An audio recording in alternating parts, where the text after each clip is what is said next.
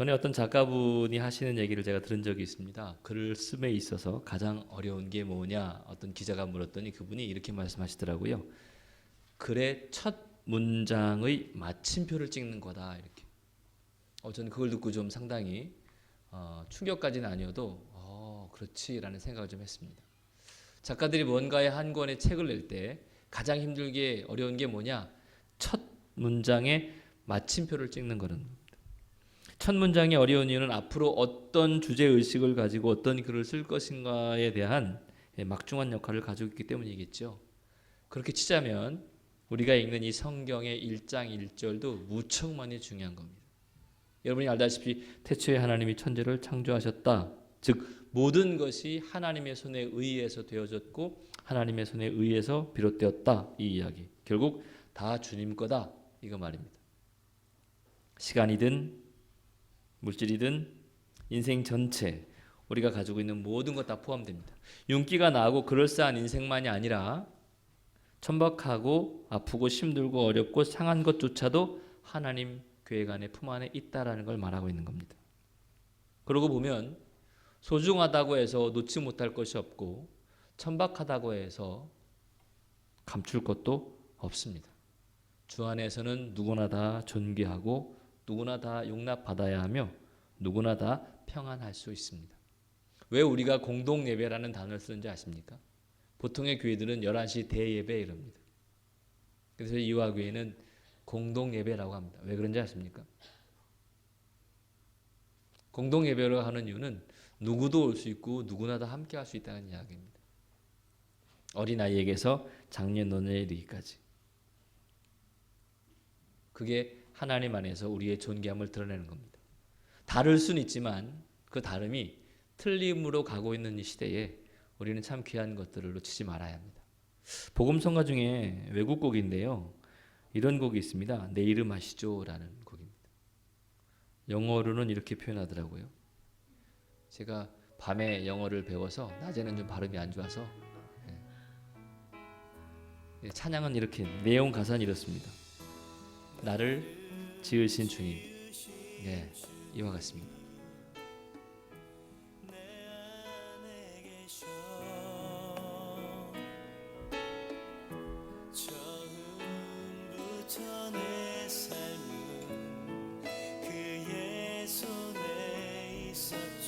이 정도까지만 다음에 더 들어보시는 걸로 하고 이 찬양입니다.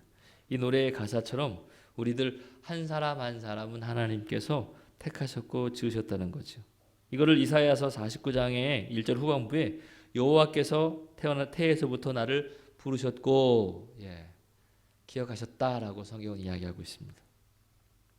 결국 내가 이 땅에 와 있고 내가 이 자리에 서 있는 것 다 하나님의 의지가 나를 이 자리에 있게 했다 이런 이야기입니다. 아멘이십니까? 여기에서부터 이제 갈라지는 겁니다. 뭐가 갈라지느냐? 맞아. 아멘. 아멘. 비록 삶의 자리 순간순간이 믿음이 연약한 때가 있지만 이건 인정해. 여기 와. 진짜야? 맞아? 긴가민가 와. 에이 무슨 이거는 여기서 차원이 달라지는 겁니다. 저는 부디 여러분이 하나님께서 나를 지으셨고 하나님께서 나를 택하셨다. 내 어머니의 복 중에서부터 나를 기억하셨다는 이 말씀이 믿음의 마음의 이 여기에 선명하게 들릴 수 있게 되기를 주의 이름으로 축원합니다.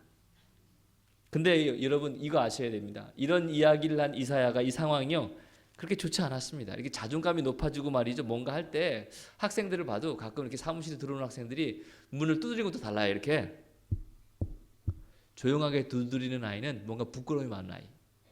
아니면 이런 아이도 있거든요. 기분 좋은 날이에요. 이날은. 급한 아이는 문을 열면서 불러요. 문을 열면서 부셈 이러고요. 뭐 시험을 잘 받건 뭐 좋은 일이 있거나. 이사야도 뭔가 신이 나고 흥이 나는 일이 있을 때에 이런 얘기를 했으면 오케이 라고 할 텐데요. 유다의 선지자로 와서 이미 유다는 망해버렸고 바벨론의 포로가 됐고 보이는 희망이라고 눈끝만큼도 없는 이때에 이런 얘기를 하고 있습니다.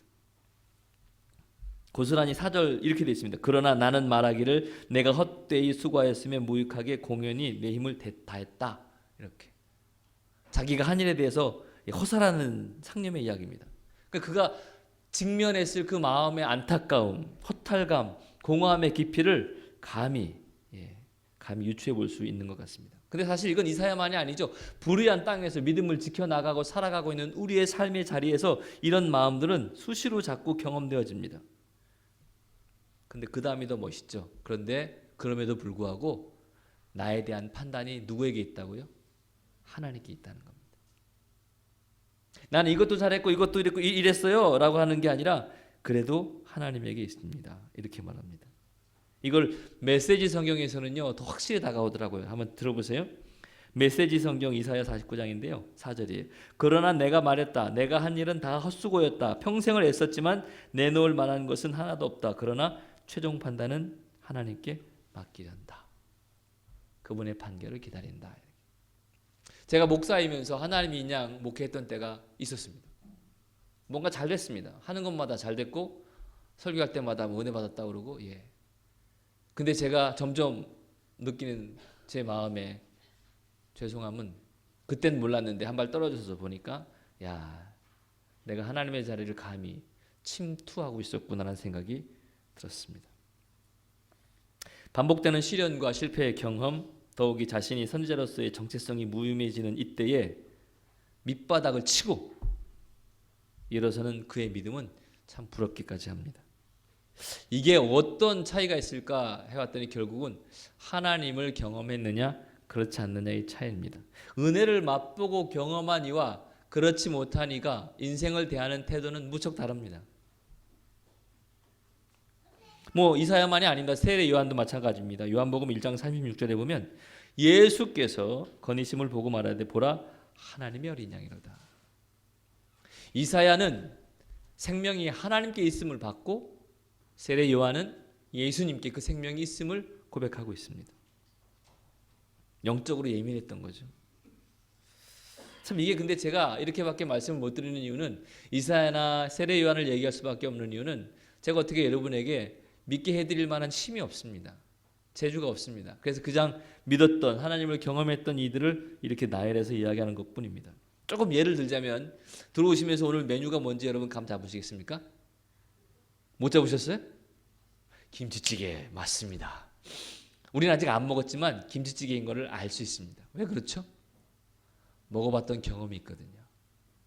우리 오늘의 셰프는 김우미 권사님이십니다.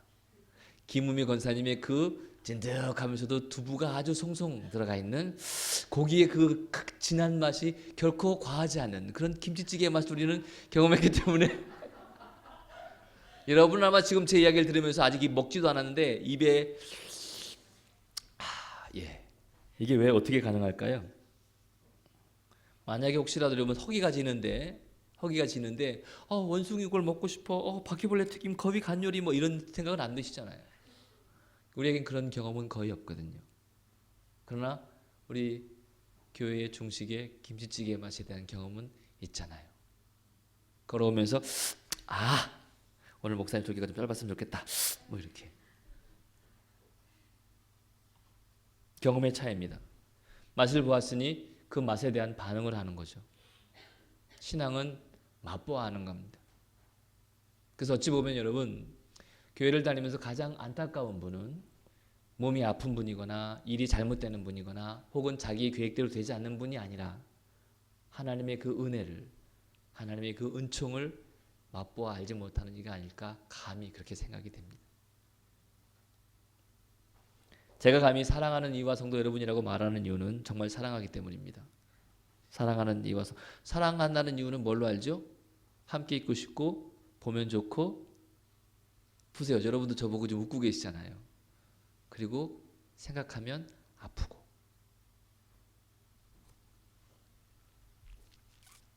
이사야나 요한에게 경험되었던 것이 이런 겁니다. 제가 지난주에도 나는 왜 믿는가라는 말씀을 나눴고 이제는 그 믿음이 뭘 하게 하는가를 돌아봤습니다. 내가 왜 하나님을 믿는가에 대한 고백적인 설교가 지난주에 있다면 오늘의 설교는 그런 그 믿는 하나님이 내게 뭘 주셨는가 아니 내가 뭘 느끼고 있는가를 고민 생각하고 설교 준비를 해봤더니 하나님의 손길을 느끼게 하시더라고요. 사실 세상이 보여줄 수 있는 힘이란 건 간단합니다. 그냥 둘러만 봐도 이렇게 돈으로 소유로 가치로 규정하죠. 그렇죠? 사람이 쓸모가 있으면 대우를 받습니다. 근데 쓸모가 없으면 대우를 못 받습니다. 효용 가치, 가지고 있는 부, 뭐 이런 것들로 가치를 매깁니다. 왜 사람이 남보다 못하다고 혹은 남보다 늦는다고 혹은 가진 게 없다고 해서 스스로 목숨을 끊어야 됩니까? 이건 하나님의 방식이 아닙니다. 아픈 대로 치료받아야지 돈을 내는 대로 치료받으면 안 되지 않겠습니까? 마찬가지입니다. 우리가 하나님의 은혜 가운데 있는 자이라면 내가 뭘 할 수 있어로 하나님께 나가는 것이 아니라 그저 하나님이 나를 받아주시는 것만으로 너무 감사한 거죠. 여러분 예배 자리에 나와 있는 건 대단한 겁니다. 할렐루야. 이 엄청나고 대단한 자리에 오셨는데도 맛보아 알고 가야 하는데 그리 못하는 게 너무 안타까운 겁니다. 사도 바울도요, 선교 여행을 하면서 3일 4일 뭐 길게는 몇 달 동안 이렇게 한 60여 군데 지역과 교회를 다니면서 선교를 했는데 1년 6개월 동안이나 있으면서 선교한 곳이 있습니다. 거기가 어디냐? 고린도 교회입니다. 근데 고린도 교회는 여러분이 알다시피 은사도 많았고 돈도 많았고 사람도 많았고 하여간 뭐나 많았습니다. 그 많음에도 불구하고 고린도 교회에 가장 먼저 편지할 때 뭐라고 말하느냐? 고린도전서 1장 1절 2절에 고린도에 있는 하나님의 교회 곧 그리스도 예수 안에서 거룩되어지고 성도라 부르심을 받은 자들과 성도라 부르심을 받은 자들.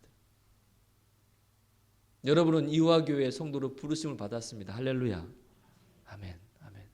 그러니까 맛보아 알아야죠. 나를 이화에 부르신 그 하나님을 맛보아 알아야죠.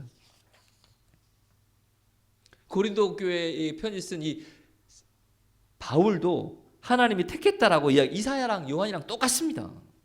그러면 이사야도 그랬고 세례 요한도 그랬고 바울도 그랬으면 이종영 목사님도 그러셨고 이영모 목사님도 그러셨고 박영배 목사도 그러면 우리 성도들도 그런 거죠. 그게 믿음의 흐름을 내려오는 거죠. 고린도전서 1장 9절에 이렇게 말합니다. 너희를 불러 그의 아들 예수 그리스도의 우리 주와 함께 더불어 뭐 하길 원하냐면 교제하기 원한다는 거예요.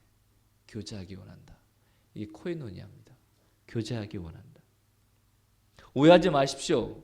사람끼리 밥을 한 끼 먹고 혹은 재밌는 이야기하고 즐겁게 한 주간의 삶을 나눈다고 해서 코이노니아가 완성되느냐? 아니요. 시작은 될 수 있으나 완성은 아닙니다. 여기서 말하는 코이노니아는 예수 그리스도를 가운데로 둔, 즉 말씀을 가운데로 둔 교제를 말하는 겁니다. 예를 들면 요새 그 불시착 있잖아. 불시착. 아주 그냥 미치겠어 그냥. 아주 요새 안방마다 우리 여성분들의 마음을 흔들어 놓는다고 현비나리를 한다고 그러는데 그걸 나눈다고 해서 교제가 완성됐느냐? 시작은 될 수 있다니까요. 교제의 완성은 내 삶 가운데 이런저런 일이 있는데 이 일 속에 하나님을 보는 거죠. 예수 그리스도의 만족심을 느끼는 거죠. 나는 이랬는데 넌 어떠니? 너 이렇던데 나는 못했는데 너 정말 이런 게 돼야 되는 거죠. 내가 높이고 내가 낮아지고 비교해서 낮아지고 우쭐해지는 그런 게 아니라 하나님의 예수 그리스도의 그 귀하심이 높여지는 이게 진짜 교제인 거죠. 그래서 교회는 교제하는 곳입니다. 말씀으로 교제하고 애찬으로 교제하고 어떤 날은 제가 전에는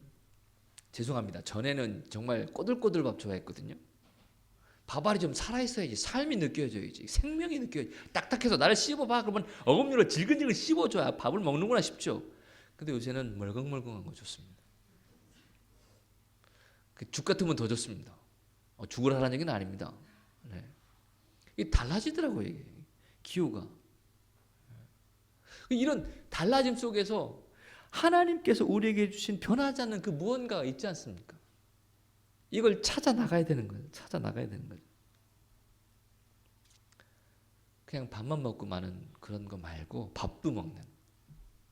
만나서 어머 목사님, 어머 집사님 이러고 인사만 하고 마는 게 아니라 인사도 하는. 짧은 손을 잡았지만 그 눈빛의 나누음이 예수 그리스도의 눈빛과 마음이 나누어지는. 이 아침에 하나님의 말씀을 향하여 나오신 여러분은 모두가 다 하나님께서 세상으로부터 불러내셔서 구원받으신 하나님의 자녀인 줄로 믿습니다. 아멘이시죠? 네, 아멘입니다. 물론 거기에 아멘이라고 확실하고 단언하는 것처럼 확증적으로 말하기엔 부끄러운 삶의 모양들이 지금 떠오르실 겁니다. 내 걸음이, 내 말 한마디가, 내 손과 발의 움직임이, 내 삶의 자리가. 그러나 그런 게 중요한 것이 아니라 하나님께서 우리를 부르셨고 맛보아 알게 하시려고 이 자리에 부르셨다는 겁니다. 그래서 예배가 기회입니다. 하나님을 쉽게 경험할 수 있는 기회 말입니다. 사실 이 예배에서 가장 중요한 건 담임 목사의 설교가 아닙니다. 저에겐 설교가 중요하죠. 그러나 담임 목사의 설교가 제일 중요한 게 아닙니다. 성가대의 찬양 소중하지만 제일 중요한 건 아닙니다. 네. 성가대가 없다고 해서 예배가 아닌 건 아닙니다. 설교가 없다고 해서 예배가 아닌 건 아닙니다. 뭐가 중요할까요? 하나님의 임재입니다. 하나님의 만져주신 말입니다.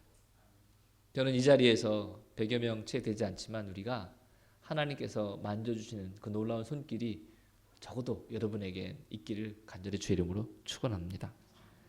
예배란 죄인인 우리를 불러서 말씀으로 성찬으로 위로하고 힘주시는 하나님의 은혜입니다. 이 은혜의 자리에서 이 시작부터 끝날 때까지 여러분 정말 그래서 사모하는 마음을 가지셔야 돼요. 만약에 그게 안 되면 예배를 처음 미리 조금 오셔서 기도하십시오. 여러분 예배를 드리기 전에 미리 좀 오셔서 기도하세요. 하나님, 저를 이 예배 자리 가운데 부르셨습니다. 말씀하십시오. 제가 듣겠습니다. 주님께서 말씀하시면 제가 듣고 그 말씀대로 살아가도록 힘을 내보겠습니다. 지난 한 주간 살펴주셔서 감사합니다. 다 알 수는 없습니다. 받아들일 수는 없습니다. 하지만 하나님께서 나를 부르신 건 믿습니다. 아니 믿어집니다. 주여, 이 예배 시간에 나를 만져주십시오. 이끌어 주십시오. 도와주십시오. 우리 하나님 그런 간절한 기도 앞에 외면하지 않습니다. 할렐루야. 아멘. 아멘. 그렇게 하십시오. 그리고 매 순간 찬양의 자리이든 말씀을 듣는 자리든 그렇게 사람은 두 종류의 사람이 있다고 그랬죠. 수직적인 사람과 수평적인 사람. 모든 일을 수평적으로만 해결하려고 합니다. 이 사람 힘 끌어다가 저 일 하려고 그러고 저 일 끌어다가 이거 막으려고 막 이렇게 수평적으로 하는 사람 힘이 듭니다. 근데 수직적인 사람이 있습니다. 하나님에게서 은혜를 받아서 그 받은 은혜로 수평을 해결하려고 하는 사람. 저는 저와 여러분이 이런 수직적인 사람이 되었으면 좋겠습니다. 우선순위를 뭘로 두냐가 제일 중요합니다. 그래서 제가 간단하게 세 가지만 말씀을 드리고자 하면 첫 번째는 하나님의 손길, 하나님의 임재. 광야와 같은 인생의 흉년을 지나는 우리 하나님의 자녀, 하나님의 백성인 우리에게 반드시 하나님의 손길 필요합니다. 하나님의 임재가 하나님의 손길이 없어서가 아니라 있음에도 불구하고 해석이 안 되니까 느껴지지 않으니까 그냥 광야인 겁니다. 오늘 본문 보십시오. 창세기 17장 7절 8절. 내가 내 언약을 나와 너 및 네 대대 후손 사이에서 세워서 영원한 언약을 삼고 너와 내 후손에 하나님이 되겠다. 하나님의 말씀이십니다. 할렐루야. 이 세상을 창조하시고 이 세상을 다스리시고 이 모든 것을 섭렵하시는 그분께서 하신 말씀입니다. 내가 너와 함께 약속을 언약을 세워서 내 자손과도 딱 내가 네 하나님 될게. 알았어? 걱정하지 마. 이렇게 말씀하시는 겁니다. 그런데 문제는 그 약속의 말씀을 받았는데 우리 주님은 현물로 주시면 좋은데 현찰로 주시면 좋은데 어물로 주시는 게 문제라. 이게 주셨으면 당장 손에 잡혀야 되는데 이게 안 잡히네. 3개월 후, 6개월 후, 혹은 길게는 1년 후, 뭐 10년 후 이렇게. 분명히 주님이 나와 함께 한다고 하셨으면 이게 일이 돼야 되거든요. 이런 일이 벌어지면 안 되거든요. 그런데 이거 어떻게 해석이 안 되는 거죠? 하나님의 손길과 임재를 경험하지 못하면 해석이 안 되는 거예요. 그냥 광야인 거예요. 그냥 흉년인 겁니다. 근데 하나님의 손길이 느껴지고 하나님의 임재가 가슴에 새겨지고 이제 해석이 되면 흉년이 아니고 광야를 넘어서 가나안이 보이기 시작하는 거죠. 저도 저지만 우리 성도들 가만히 이제 삶을 보면 기도하면서 보면 수없이 많은 흉년을 지냅니다. 큰 흉년, 작은 흉년, 견딜 수 있는 만만한 흉년, 그렇지 못한 흉년 무척 많습니다. 다양합니다. 경제적인 거, 혹은 가정의 문제, 물질, 자식, 자녀, 건강. 우리는 그 속에 있습니다. 여러분도 그렇지 않습니까? 우리가 만나는 수많은 흉년을 우리가 경험하는 삶에서 견딜 수 없는 흉년들이 무척 많습니다. 그 흉년 때문에 얼마나 우리가 그 흉년을 원망하며 얼마나 많은 시간 무너져 왔습니까? 그래서 제가 얘기하는 겁니다. 인생은 해석이 돼야 된다고. 하나님의 손길이 여러분의 인생을 해결해주고 또 해석해줄 수 있습니다. 사실 성경에서 말하는 광야는 하나님의 백성이 가나안에 들어가기 전인 과정을 얘기하는 겁니다. 하나님의 자녀는 가나안에 들어가는 겁니다. 가나안에 들어가는 건데 이 들어가기 전까지 뭘 거쳐야 되냐면 광야를 거쳐야 됩니다. 사도 바울도 아라비아 사막에 갔다 왔고요. 예수님도 공생하기 전에 광야 시험이 있었고요. 광야는 사람이 살 수가 없습니다. 기본적인 의식주조차 갖춰져 있지 않습니다. 할 수 있는 게 없습니다. 하나님만 바라볼 수밖에 없습니다. 우리가 살고 있는 이 삶은 광야와 같습니다. 어려운 일이 한두 가지가 아닙니다. 먹고 사는 문제도 힘들고 사업도 직장도 만만치 않습니다. 그래서 우스갯소리로 직장 안은 전쟁터인데 그 전쟁터를 나오면 지옥이다 라고 얘기하는 겁니다. 뿐만 아니라 우리가 살고 있는 이 세상이 너무나도 만만치 않아서, 아니 나만 왜 이렇게 힘든가 싶어서 나는 죽겠는데 전쟁터 같은데 저 사람은 놀이터 같아 보이는 겁니다. 근데 그렇지는 않습니다. 설상가상하로 그 틈을 비집고 사단이, 악한 영이 들어옵니다. 가만히 와서 속삭입니다. 돌 가지고 떡이 되게 하라고 유혹합니다. 하나님보다 더 달짝지근한 말로 잡히는 걸로 유혹합니다. 우리 모두는 광야를 지나고 있고 우리 모두는 힘들어합니다. 하지만 낙심하지 마십시다. 왜요? 하나님의 손길, 하나님의 임재를 구하면 분명히 반드시 주시는 하나님의 은혜가 우리의 삶을 해석할 수 있기 때문에 그렇습니다. 여러분, 사랑하는 우리 이화의 성도 여러분, 우리는 하나님의 자녀가 되고 하나님은 나의 하나님 되신다고 약속하셨습니다. 할렐루야. 아멘. 우리 예배 자리가 하나님의 손길과 하나님의 임재를 경험하는 귀한 자리가 될 수 있기를 주의 이름으로 축원합니다. 두 번째는 우리의 하나님이 되셨다는 겁니다. 그 하나님께서 우리의 하나님이십니다. 저는 이 말이 되게 좋습니다. 진짜 좋습니다. 저는 제 마음대로 제 삶을 이끌어갈 수 없습니다. 만약에 제 마음대로 할 수 있었다면 뭔가를 다 바꿨겠지요. 그런데 나는 능력이 없는데 천지를 만드시고 인간을 만드시고 모든 것의 기준을 만드신 우리 하나님은, 모든 걸 다 하실 수 있는 그 하나님은 어느 것도 제약받지 아니하시고 어느 것도 가감도 없으신 완전하신 그 하나님은 모든 건 다 하실 수 있는 그분인데 그분이 나의 하나님이 되셨다는 겁니다. 이스라엘을 광야로 이끄신 이도 하나님이시고 예수님을 광야로 이끄신 분도 성령님이시며 우리의 삶의 광야 또한 하나님의 주권 안에 있음을 고백합니다. 하나님께서는 우리에게 감당하지 못할 시험을 주지 않는다고 약속하셨습니다. 고린도전서 10장 13절에 사람이 감당할 시험 밖에는 너희가 당할 것이 없나니 분명히 이야기합니다. 시험을 안 주신다는 이야기가 아니라 시험을 주시긴 주시는데, 아니 허락하시는데 감당할 만한 힘도 주신다고 이렇게 해석이 됩니다. 또한 시험 당할 쯤에 피할 길도 여신다고 우리에게 약속하셨습니다. 그러므로 광야든 온갖 시험도 다 버텨내고 이겨낼 수 있습니다. 단 하나님의 힘을 경험했을 때에. 저는 여러분들이, 우리 모두가 말씀으로, 찬양으로, 예배로, 기도로 하나님의 힘을, 하나님의 만져주심을 경험하게 되기를 간절히 소망합니다.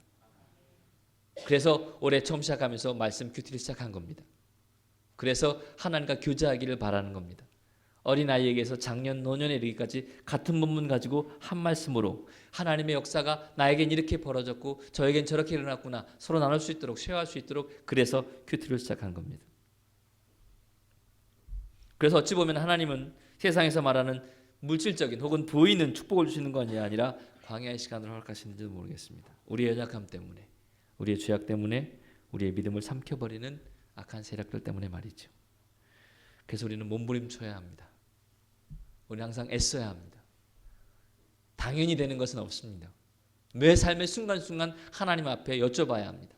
갈라디아 2장 20절 말씀처럼 내가 그리스도와 함께 십자가에 못 박혀 죽었나니 그런즉 이제는 내가 사는 것 아니요 오직 내 안에 그리스도께서 사시는 것이라. 분명히 저 사람이 살아가는 모양새를 보면 도대체 왜 저러나 싶은데 결국에 가보면 이렇게 믿는 자의 힘이 거기에 있습니다. 여러분, 당연하지. 그렇지 뭐, 뻔하게 살면 안 됩니다. 똑같이 유혹이 와서 뻔하지 뭐, 넘어지는 거지 뭐, 뻔하게 사는 것이 아니라 예수 그리스도 앞에 부족하지만 모자라지만 어떻게든 버텨보려고 힘을 쓰는 겁니다. 학교 선생님과 잠깐 이야기를 나눌 기회가 있었는데 그런 말씀하시더라고요. 5월, 6월 지나면서 나른하잖아요. 졸립잖아요. 우리 학생들, 그죠? 더더군다나 점심 먹고 5교시 죽으란 얘기죠.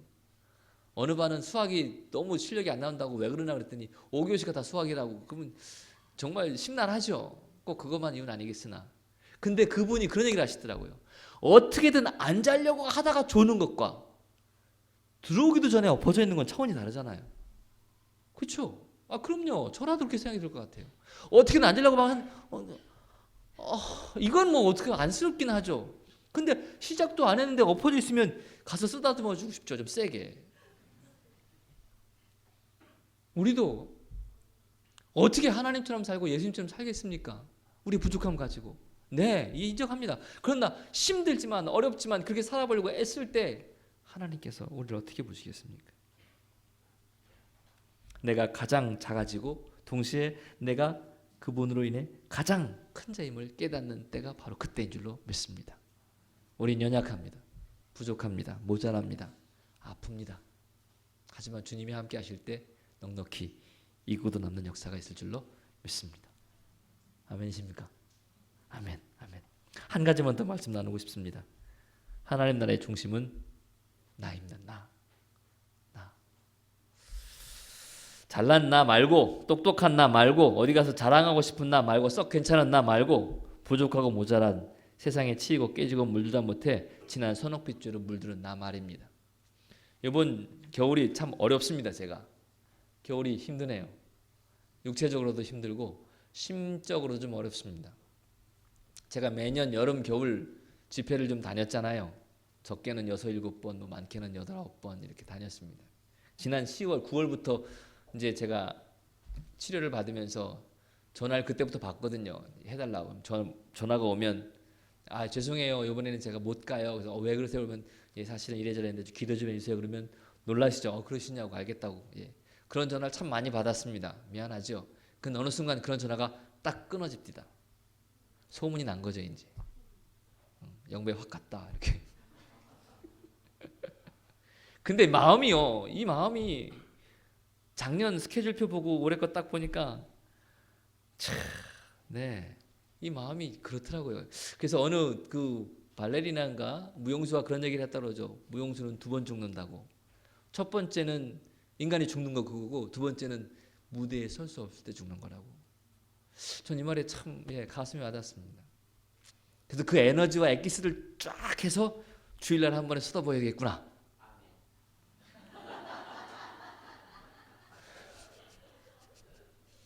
네, 마칠 때가 된 것 같습니다. 세상이 제 중심으로 돌아간다고 생각하지 않았지만 무의식 중에라도 그렇게 했던 것 같습니다. 하나님의 은혜로 사는 자가 하나님을 부리며 사는 때가 간혹 있었다라고 고백할 수밖에 없습니다. 여러분 우리 몸의 중심이 심장이 아니라고는 머리가 아니라고는 말씀드렸는데 기억나십니까? 언젠가 책을 읽다가 이 종이에 이 얇은 종이에 손이 벤 적이 있습니다. 아주 작게 베었는데 온 몸에 사지가 다 있는 내가 온 몸에 여기에만 신경이 가 있더라고요. 이 아픈 곳에만. 박노해 시인이 나 거기 서 있다란 시에서 몸의 중심은 심장이 아니다. 몸이 아플 때 아픈 곳이 중심이 된다.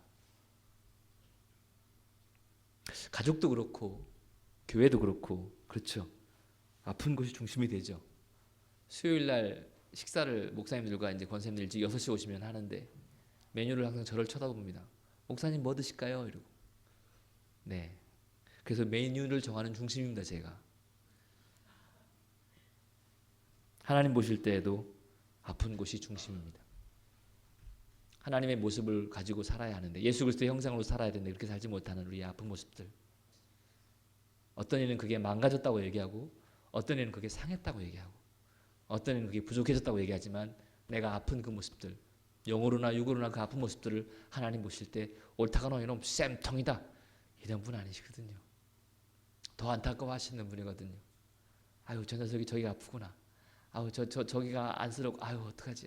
마치 뒤뚱뒤뚱 걸어가는 그 가난아기를 바라보는 엄마의 눈처럼 이미 엄마는 온갖 신경을 다 그 아이에게 쏟으며 손을 어찌할 바를 모르고 있는 그 마음처럼 우리의 세상 걸음걸음이 아픈 걸음을 걷는 우리들이 영으로 육으로 영적으로 육적으로 힘들 이 아픈 걸음을 걷는 우리를 바라보며 주님은 아이고 이러고 계신 거 아니겠습니까? 그런 차원에서 하나님 보실 때 가장 아픈 곳이 중심이고 그 아픈 곳 핵심에 예수 그리스도의 죽으심과 부활하심과 우리에게 구원의 길이 열렸습니다. 할렐루야. 아멘. 그래서 저는 감히 여러분에게 말씀드리는 겁니다. 믿음은 하나님의 손길을 경험하게 합니다. 말씀 마치겠습니다. 광야와 같은 인생의 흉년을 지나는 우리 하나님 백성인 우리에게 반드시 필요한 것이 하나님의 손길입니다. 하나님의 임재입니다. 말씀으로, 찬양으로, 예배로 하나님의 임재를 가슴에 담는 여러분 되시기를 간절히 소망합니다. 뿐만 아니라 천지를 창조하시고 모든 걸 다스리시고 모든 걸 섭리하시는 그 하나님이 우리의 하나님이 되겠다고 약속해 주셨습니다. 말씀해 주셨습니다. 할렐루야. 아멘. 아멘. 그 말씀으로 하십시오. 저와 여러분이 하나님 나라의 중심입니다. 비록 갈지자처럼 힘들고 어려운 발걸음을 내딛지만 연약한 모습으로 아픈 모습으로 상한 마음으로 걸음을 내딛지만 그 걸음 가운데 하나님의 눈길이 있고 하나님의 손길이 있으며 하나님의 사랑이 있음을 꼭 기억하십시오. 하나님의 은혜가 이번 한 주간도 여러분 가운데 함께 하시길 주의 이름으로 간절히 축원합니다. 아멘. 기도하십시다.